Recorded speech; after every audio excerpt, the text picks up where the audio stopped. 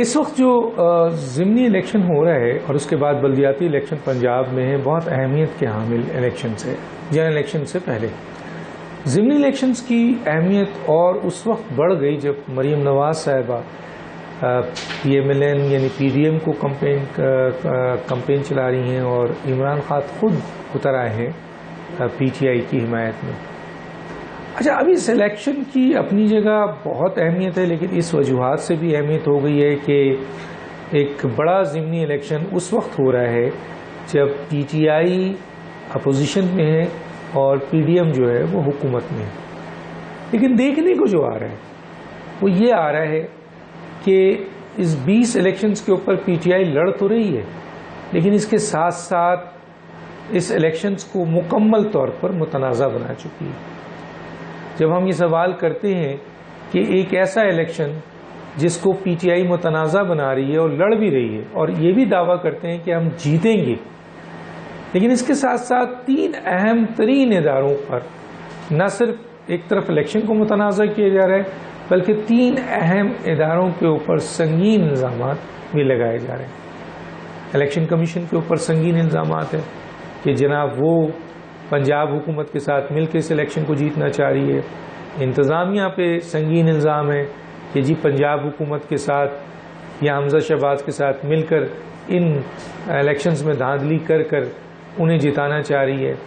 اور یہاں تک عمران خان آگے بڑھ چکے ہیں اور ان کے وزراء نام لے کر حساس اداروں کا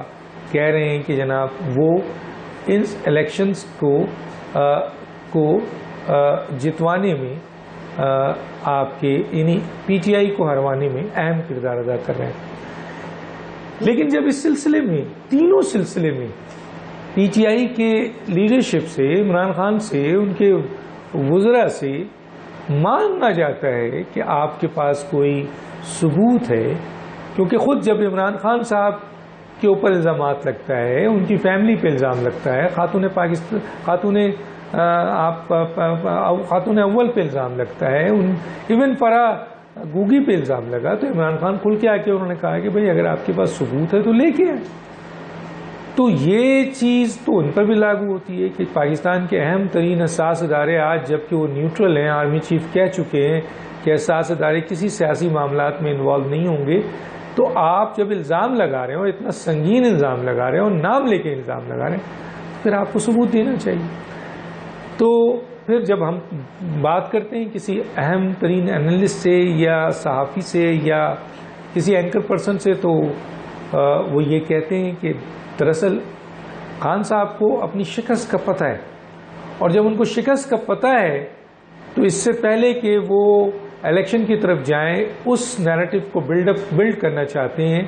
کہ ہم اس الیکشن میں ہار رہے ہیں اور ہمیں ہروایا جا رہا ہے اور یہ لوگ ہروا رہے ہیں. تو یہ کل اگر وہ الیکشن ہارتے ہیں تو یقیناً وہ لوگوں سے کہہ سکیں گے دیکھیں ہم نے تو پہلے ہی بتایا تھا کہ ہم الیکشن نہیں مانتے. حالانکہ عمران خان کے بارے میں آپ بھی جانتے ہیں، ہم بھی دیکھتے ہیں کہ ایک ہی ادارہ ہے، سیم شخص ہے، اگر وہ فیصلہ عمران خان کے حق میں دے دیتا ہے تو وہ اچھا ادارہ ہے، اچھا شخص ہے. اگر وہ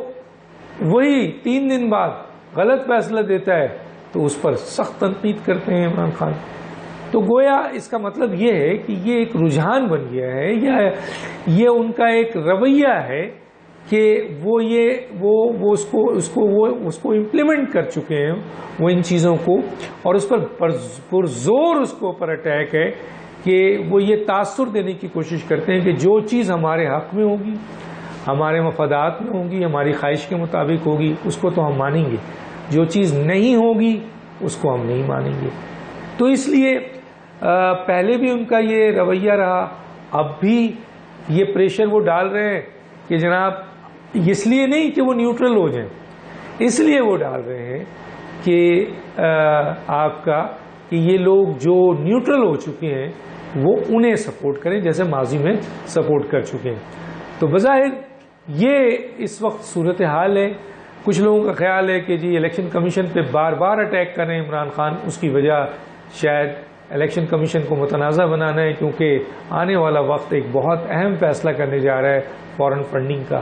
تو اس لیے عمران خان کا مکمل طور پر زور ہے. اب سوال یہ پیدا ہوتا ہے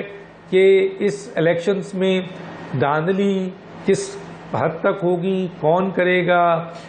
کیونکہ ہمارے ہاں اسی سسٹم کے تحت اسی طریقہ کار سے الیکشنز ہو رہا ہے جو ماضی میں ہوئے، اور ماضی میں جو الیکشن ہوئے جس میں عمران خان جیتے